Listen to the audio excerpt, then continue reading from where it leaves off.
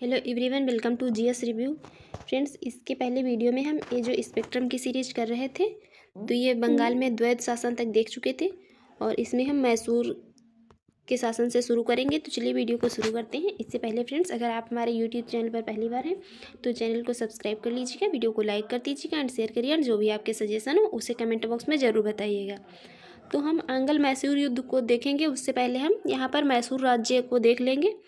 तो मैसूर राज्य का उदय होता है जब विजयनगर साम्राज्य का पतन हो जाता है। विजयनगर साम्राज्य का पतन होता है तालीकोटा के युद्ध के साथ। तालीकोटा के युद्ध के साथ विजयनगर साम्राज्य का पतन होता है। और जो छोटे छोटे जब विजयनगर साम्राज्य का पतन होता है तो ये बहुत कई सारे छोटे छोटे राज्यों का उदय होता है। मैसूर भी उनमें से ही एक था। और मैसूर में शासन किसका था? तो ये वोडेयार वंश का शासन था। यहाँ इसमें मतलब ये तालीकोटा में शासन किसका था? तो ये वोडेयार वंश का शासन था। ये समाप्त हो गया था और कई छोटे छोटे राज्यों का उदय हुआ था। और अंतिम शासक कौन था? तो ये अंतिम शासक थे चिक्का कृष्णराज वोडेयार। कौन थे? चिक्का कृष्णराज वोडेयार, ये अंतिम शासक थे। उसके बाद ये दो भाई होते हैं जो नंदराज और देवराज। ये दोनों भाई मंत्री थे और वास्तविक सत्ता इन्हीं के हाथों में आ गई थी। किसके हाथ में? नंदराज और देवराज के हाथों में मैसूर की। उसके बाद सेना में ये जो नंदराज की सेना थी इसमें कौन शामिल थे? सेना में शामिल थे हैदर अली। इन्होंने योग्यता के बल पर शासन किया था। योग्यता के बल पर शासन किया था कब? ये 1761 में मैसूर में। 1761 में मैसूर में इन्होंने हैदर अली ने अपनी योग्यता के बल पर शासन किया था। और ये टीपू सुल्तान ये हैदर अली का पुत्र था। हैदर अली का पुत्र था टीपू सुल्तान। टीपू सुल्तान ने अपनी राजधानी कहाँ बनाई थी? श्रीरंगपट्टनम बनाई थी। और इन्हें शेरे मैसूर कहा जाता था। शेरे मैसूर की उपाधि किसको दी गई थी? तो ये टीपू सुल्तान को दी गई थी। और टीपू सुल्तान जो ये इन्होंने जैकोबिन क्लब की स्थापना की थी और इसके सदस्य रहे थे। और ये मैसूर के विरुद्ध सफलता के लिए बेलेजली को उपाधि दी थी। किसकी? बेलेजली को उपाधि दी थी मार्कविस की। ये मैसूर के विरुद्ध जो सफल हुए थे उसके लिए लॉर्ड बेलेजली को उपाधि दी थी टीपू सुल्तान ने। किसकी? मार्क्विस की। अब बात करेंगे हम आंग्ल मैसूर युद्ध की। तो सबसे पहले बात करेंगे प्रथम आंग्ल मैसूर युद्ध की। इसकी डेट मोस्ट इंपॉर्टेंट है, याद रखिए कब ये? तो ये 1767 से लेकर के 68 तक चला था। 1767 से लेकर के ये 69 तक चला था। 1767 से लेकर के 1769 तक चला था ये प्रथम आंग्ल मैसूर युद्ध। उस टाइम पे शासक कौन था? उस टाइम पे शासक था हैदर अली। और अंग्रेज गवर्नर जो कौन था? तो अंग्रेज गवर्नर ये लॉर्ड वारेसल्ट था। अंग्रेज गवर्नर लॉर्ड वारेसल्ट था। और ये शासक कौन था मैसूर का? तो हैदर अली था। और जो प्रथम आंग्ल मैसूर युद्ध की समाप्ति हुई थी तो इसमें अंग्रेज जो है पराजित हुए थे, क्योंकि ये अंग्रेजों और हैदर अली के बीच में हुआ था। और ये मद्रास की संधि के साथ में समाप्त हुआ था। इसमें अंग्रेज पराजित हुए थे। नेक्स्ट बात करेंगे द्वितीय आंग्ल मैसूर युद्ध। द्वितीय आंग्ल मैसूर युद्ध कब हुआ था? तो ये 1780 से लेकर के ये 1787 तक चला था। कब तक चला था? तो ये 1780 से लेकर के 1787 तक चला था। इस टाइम पे शासक 81 तक चला था। ये 1780 से लेकर के 1781 तक चला था। इस टाइम पे द्वितीय आंग्ल मैसूर युद्ध के समय शासक कौन थे? तो इस टाइम भी शासक कौन थे? हैदर अली थे। शासक हैदर अली थे और हैदर अली की मृत्यु हो गई थी। ये 1782 में ही हैदर अली की ये क्वेश्चन स्टेटमेंट में भी बहुत पूछा जाता है कि हैदर अली की मृत्यु किस ये आंग्ल मैसूर युद्ध में हुई थी? तो ये द्वितीय आंग्ल मैसूर युद्ध में हैदर अली की मृत्यु हो जाती है। उसके बाद आते हैं इनके उत्तराधिकारी जो इनके पुत्र थे टीपू सुल्तान। ये युद्ध की कमान संभाल लेते हैं। और उस टाइम गवर्नर कौन थे? तो गवर्नर थे वारेन हेस्टिंग्स। जो आंग्ल मैसूर युद्ध द्वितीय आंग्ल मैसूर युद्ध की समाप्ति होती है वो मंगलौर की संधि के साथ में होती है और इसी में हैदर की मृत्यु हो जाती है। तो ये सारी चीज़ें इंपॉर्टेंट है, याद रखिए। नेक्स्ट बात करेंगे तृतीय आंग्ल मैसूर युद्ध की। तृतीय आंग्ल मैसूर युद्ध कब होता है? तो ये 1790 से लेकर के 97 तक चलता है। और ये द्वितीय आंग्ल मैसूर युद्ध में जब ये हैदर अली की मृत्यु हो जाती है तो वहीं से ये टीपू सुल्तान उनके सब पुत्र जो होते हैं ये कमान संभाल लेते हैं। तो तृतीय जो आंग्ल मैसूर युद्ध होता है उसमें ये शासक कौन थे? टीपू सुल्तान थे। और गवर्नर कौन थे? तो गवर्नर उस टाइम पे लॉर्ड कॉर्नवालिस थे। और श्रीरंगपट्टनम की संधि के साथ ही तृतीय आंग्ल मैसूर युद्ध की समाप्ति होती है। और इसमें टीपू पराजित होते हैं। टीपू को अंग्रेजों को कितना? ये 3 करोड़ रुपए का जुर्माना देना पड़ता है। नेक्स्ट बात करेंगे चतुर्थ आंग्ल मैसूर युद्ध। चतुर्थ आंग्ल मैसूर युद्ध की शुरुआत कब होती है? तो ये 1799 में होता है, 1799 में होता है। और इस टाइम पे शासक कौन थे? तो शासक थे टीपू सुल्तान। और गवर्नर कौन थे? तो गवर्नर थे, अंग्रेज गवर्नर जो थे वो लॉर्ड वेलेस्ली थे। और इसी चतुर्थ आंग्ल मैसूर युद्ध में टीपू सुल्तान मारे गए थे। अब नेक्स्ट बात करेंगे मराठों, जो आंग्ल मराठा युद्ध हुए थे। आंग्ल मराठा युद्धों को देखने से पहले मराठा साम्राज्य के विस्तार की बात कर लेंगे। तो मराठा साम्राज्य के संस्थापक कौन थे? शिवाजी थे। इनका जन्म कहाँ पर हुआ था? ये शिवनेर दुर्ग में हुआ था। शिवनेर दुर्ग में शिवाजी का जन्म हुआ था। और इनके पिताजी शाहजी भोसले थे, माता का नाम जीजाबाई था। और इनके शिक्षक की बात करें तो ये कौन थे? दादा गोड़देव इनके शिक्षक थे। और इनके ये गुरु एक बहुत पूछे जाते हैं, इनका नाम था समर्थ रामदास। ये शिवाजी के गुरु थे। और ये शिवाजी के टाइम पे ही हुई थी पुरंदर की संधि। ये कब हुई थी? ये सभी मतलब संधियाँ जो है अंग्रेजों से हुई थी। पुरंदर की संधि हुई थी 11 जून 1665 में। ये शिवाजी और जयसिंह के बीच में हुई थी। ये औरंगजेब के सेनापति थे। जयसिंह कौन थे? तो जयसिंह ये औरंगजेब के सेनापति थे। नेक्स्ट बात करेंगे, और इन्हीं के टाइम में ये शिवाजी को जयपुर भवन, ये आगरा में इनको नज़रबंद कर लिया गया था। किसके द्वारा? औरंगजेब के द्वारा ही। और इनका राज्याभिषेक कहाँ कराया गया था? तो ये रायगढ़ में 6 जून ये 1674 में 1674 में रायगढ़ में शिवाजी का राज्याभिषेक कराया था। कराया किसने था? तो काशी के एक प्रसिद्ध विद्वान थे श्री गंगा भट्ट के द्वारा इनका राज्याभिषेक कराया गया था। इनको ये छत्रपति की उपाधि दी गई थी। और मृत्यु कब हुई थी शिवाजी की? तो 3 अप्रैल 1680 में शिवाजी की मृत्यु हुई थी। और इनके समय में ये अष्टप्रधान बहुत पूछी जाती है। अष्टप्रधान क्या थी? तो ये 8 मंत्रियों की संस्था थी। और शासन का वास्तविक जो संस्थापक या मतलब संचालन था तो वो इनके अष्टप्रधान के द्वारा ही किया जाता था। इसमें जो पेशवा होते थे, तो पेशवा किसको कहा जाता था? प्रधानमंत्री को कहा जाता था। और इनका एक ये सीक्वेंस बहुत पूछा जाता है। इनका ये शासक थे बालाजी विश्वनाथ। ये 1713 से लेकर के 1720 तक रहे थे। उसके बाद आते हैं बाजीराव प्रथम। ये 1720 से लेकर के 1740 तक रहते हैं। उसके बाद आते हैं बाजीराव। ये 1740 से लेकर के 1761 तक रहते हैं। उसके बाद आते हैं माधवराव।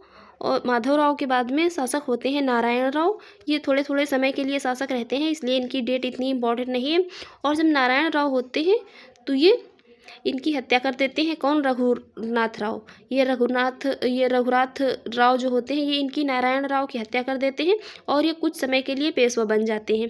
उसके बाद पेशवा बनते हैं कौन? बाजीराव द्वितीय। ये अंतिम पेशवा होते हैं। तो ये जो मराठा साम्राज्य के पेशवा थे इनका एक बार सीक्वेंस फिर से देख लीजिए, याद रखिए इंपॉर्टेंट है।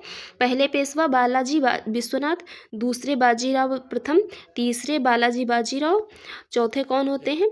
माधवराव। फिर आते हैं नारायण राव। नारायण राव की हत्या करके कुछ समय के लिए रघुनाथ राव बनते हैं। और अंतिम पेशवा कौन थे? तो ये बाजीराव द्वितीय जो है थे, ये अंतिम पेशवा थे। अब बात करेंगे ये मराठा युद्धों की। तो यहाँ पर हम ये मराठा युद्धों की बात करने से पहले जो प्रथम आंग्ल मराठा युद्ध हुआ था ये किसके समय में? तो ये अंग्रेज जो हुआ था तो इसमें अंग्रेज़ों को भारी क्षति हुई थी, क्योंकि अंग्रेज़ों को इसमें आत्मसमर्पण करना पड़ा था। अंग्रेज़ों को जब इसमें आत्मसमर्पण करना पड़ा तो इन्होंने ये बड़गांव की संधि कर ली थी। और बड़गांव की संधि ये कब हुई थी? तो ये 1779 में हुई थी। और 1779 में जो बड़गांव की संधि हुई थी उसको ये वारेन हेस्टिंग्स अंग्रेज गवर्नर था, इसने रद्द कर दिया था। तो याद रखिए बड़गांव की संधि जो किसने रद्द की थी? तो ये वारेन हेस्टिंग्स ने रद्द की थी। इसके अलावा कुछ और इंपॉर्टेंट बातें हैं, उनको भी जान लेते हैं। उसके बाद हम बात करेंगे आंग्ल मराठा युद्धों की। मराठा प्रपत्रों में किसका जो अभी मराठा मतलब प्रपत्र होते थे तो उसमें किस लिपि का प्रयोग किया जाता था? उसमें एक लिपि होती थी मोडी लिपि, उसका प्रयोग किया जाता था। और ये मराठा साम्राज्य में ही सरजामी प्रथा थी जो कि मराठा भू राजस्व प्रथा थी। और जो लगान व्यवस्था थी उसको चौथ और सरदेशमुखी, ये 2 लगान व्यवस्थाएं थी। चौथ थी तो ये 1/4 थी। और जो ये सरदेशमुखी थी ये 1/10 थी। मतलब जो चौथ लगान व्यवस्था थी इनकी ये 1/, मतलब चौथा भाग आय का था। और जो सरदेशमुखी लगान व्यवस्था थी इनकी ये कितनी थी? 1/10वां भाग थी। ये मराठा साम्राज्य की लगान व्यवस्थाएं थी। और ये जो आसपास के एरिया होते थे तो ये मराठा पेशवा जो होते थे तो उनसे ये सुरक्षा के बदले में ये लगान वसूल करते थे, चौथ और सरदेशमुखी। तो ये किस साम्राज्य से संबंधित थी? मराठा साम्राज्य से, याद रखिए इंपॉर्टेंट है। नेक्स्ट अब बात करेंगे हम आंग्ल मराठा युद्धों की। प्रथम आंग्ल मराठा युद्ध ये कब हुआ था? तो ये 1775 से लेकर के 82 तक चला था। 1775 से लेकर के 1782 तक चला था। और इसी टाइम पे एक संधि हुई थी, ये सूरत की संधि।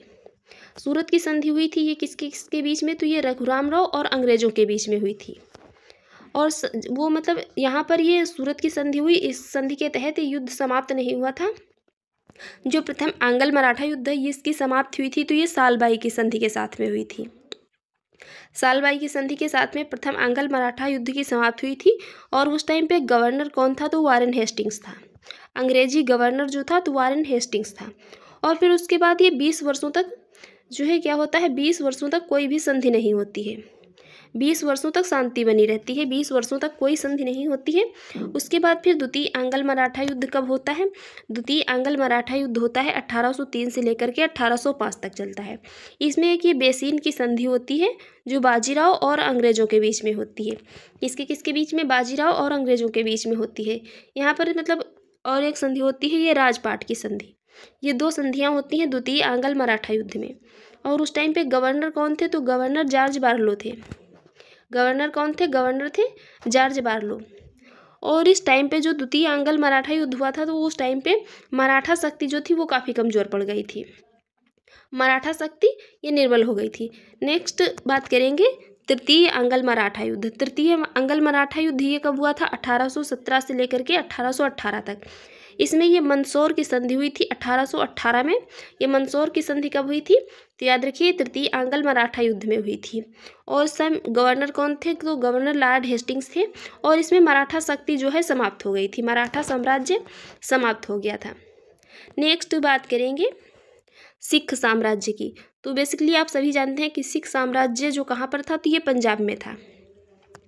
सिख साम्राज्य कहाँ पर था? पंजाब में। तो सिख साम्राज्य के मतलब मुखिया एक तरीके से कह लीजिए कौन थे? तो रणजीत सिंह थे। कौन थे? रणजीत सिंह। रणजीत सिंह किस नस्ल से बिलोंग करते थे? तो ये मिसर चकिया मिसल है, इससे ये बिलोंग करते थे। इनका जन्म कब हुआ था? तो 13 नवंबर 1780 को रणजीत सिंह का जन्म हुआ था। और इन्होंने अपनी योग्यता और बुद्धिमत्ता के बल पर ही संपूर्ण जो सिख मिसलें थी, मतलब 12 सिख मिसलें थी, इनको मिलाकर के एक संगठन जो कि सिख शक्ति का निर्माण किया था। किसने? रणजीत सिंह ने। इन्होंने एक इनके टाइम में ही अमृतसर की संधि हुई थी। ये किसके किसके बीच में? तो ये रणजीत सिंह और अंग्रेजों के बीच में हुई थी। इसमें बस इतना ही इम्पोर्टेंट है कि जो अमृतसर की संधि हुई थी कि किसके किसके बीच में हुई थी? तो ये रणजीत सिंह और अंग्रेजों के बीच में हुई थी। हुई कब थी? तो 25 अप्रैल 1807 को हुई थी। और इसमें एक सीमा जो मतलब सीमा जिसको बनाया गया था, तो सीमा किसको? सतलज नदी को बनाया गया था। यानी कि इस बार अंग्रेज रहेंगे और उस बार जो है सिख रहेंगे। तो ये चीज़ वहाँ पर क्लियर की गई थी। तो सीमा किसको बनाया गया था? बस इतना याद रखिए। तो ये सतलज नदी को बनाया गया था। नेक्स्ट बात करेंगे, इसमें एक शाह शुजा अफगान जो थे, शाह शुजा ये अफगानी शासक थे। शाह शुजा अफगानी शासक थे। इन्होंने रणजीत सिंह को कोहनूर हीरा दिया था। कब? 1814 में उपहार में दिया था। और वही हीरा बाद में नादिर शाह जो है मतलब लूट कर ले गया था। बहुत सारा सोना और ये कोहनूर हीरा जो है नादिर शाह लूट कर ले गया था। तो ये अफगान शासक थे शाह शुजा, इन्होंने रणजीत सिंह को उपहार में दिया था। कब? 1814 में। और राजनीतिक राजधानी थी, किसको बनाया था इन्होंने? रणजीत सिंह ने ये लाहौर को। और धार्मिक राजधानी थी तो ये अमृतसर को बनाया था। और जो सिख साम्राज्य के अंतिम शासक थे तो वो कौन थे? दिलीप सिंह थे। ये अंतिम शासक थे सिख साम्राज्य के। नेक्स्ट बात करेंगे, इन्हीं के टाइम में ये प्रथम आंग्ल सिख युद्ध की समाप्ति कहाँ पर? तो ये लाहौर संधि में हुई थी। जो प्रथम आंग्ल सिख युद्ध की समाप्ति ये लाहौर संधि के टाइम पे हुई थी। कब? 1846 में। और इनको ही महाराजा की पदवी दी गई थी। और द्वितीय युद्ध के बाद इंग्लैंड भेज दिया गया था। किसको? रणजीत सिंह को पेंशन निर्धारित करके। और जो ये रणजीत सिंह थे, इन्होंने लास्ट में धर्म परिवर्तन, सिख से ईसाई धर्म परिवर्तन कर लिया था। और इनकी अंत्येष्टि कहाँ पर हुई थी? तो ये इनकी मतलब इनका जो धार्मिक हुआ था कहाँ पर हुआ था? इनकी मृत्यु हुई थी पेरिस में। और इंग्लैंड में इनका जो है मतलब अंतिम संस्कार हुआ था कहाँ पर? इंग्लैंड में। ये कई बार स्टेटमेंट में भी डाल देता है। तो ये लास्ट में इन्होंने सिख से ईसाई धर्म में परिवर्तन कर लिया था। मृत्यु पेरिस में हुई थी। और इनकी अंत्येष्टि कहाँ पर हुई थी? तो ये इंग्लैंड में हुई थी। ये सारी चीज़ें याद रखिए, इंपॉर्टेंट है। नेक्स्ट अब बात करेंगे आंग्ल सिख युद्ध की। तो प्रथम आंग्ल सिख युद्ध ये कब हुआ था? 1845 से लेकर के 1846 के टाइम पे। शासक कौन थे? शासक थे दिलीप सिंह। गवर्नर कौन थे? तो अंग्रेजी गवर्नर थे लॉर्ड हार्डिंग। कौन थे? Lord Hardinge. 2 संधियाँ हुई थी, लाहौर की संधि और ये भैरोवाल की संधि। ये कब हुई थी? तो ये प्रथम आंग्ल सिख युद्ध के टाइम पे हुई थी। इसके परिणाम क्या हुए थे? जो प्रथम आंग्ल ये सिख युद्ध हुआ था, इसके परिणाम हुए थे, अंग्रेज जो थे तो ये दलीप सिंह को महाराजा की पदवी दी थी इन्होंने, और जो संपूर्ण पंजाब था इस पर अप्रत्यक्ष रूप से नियंत्रण कर लिया था। जब दिलीप सिंह थे, इनको महाराजा की पदवी दे दी, जो कि शासक थे उस टाइम पे पंजाब के, और इन्होंने संपूर्ण पंजाब पर अप्रत्यक्ष रूप से नियंत्रण कर लिया। नेक्स्ट बात करेंगे द्वितीय आंग्ल जो सिख युद्ध हुआ था, ये हुआ था 1848 से लेकर के 1849 के टाइम पे, और इस टाइम शासक कौन थे? दिलीप सिंह थे। गवर्नर कौन थे? तो गवर्नर लॉर्ड डलहौजी थे। इनको गवर्नर को जब हम सारे एक साथ में देखेंगे तो वहाँ पर याद करने में आसानी रहेगी। यहाँ पर ये गवर्नर कौन थे? तो लॉर्ड डलहौजी थे। और ये द्वितीय जो आंग्ल सिख युद्ध हुआ था, इसमें संपूर्ण पंजाब को अंग्रेजी राज्य में मिला लिया गया था। जो संपूर्ण पंजाब था उसको अंग्रेजी राज्य में मिला लिया गया था। और जो दिलीप सिंह शासक थे, ये सिख शासक थे, उनको पेंशन देके कहाँ? ब्रिटेन भेज दिया गया था। और इसी दौरान ये द्वितीय आंग्ल सिख युद्ध के टाइम पे ही ये रामनगर, चिलियावाला और गुजरात के युद्ध हुए थे। चिलियावाला युद्ध कब हुआ था? तो ये 1849 में हुआ था। इंपॉर्टेंट है, याद रखिए।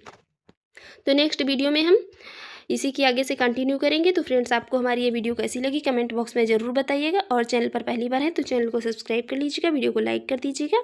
Thanks for watching.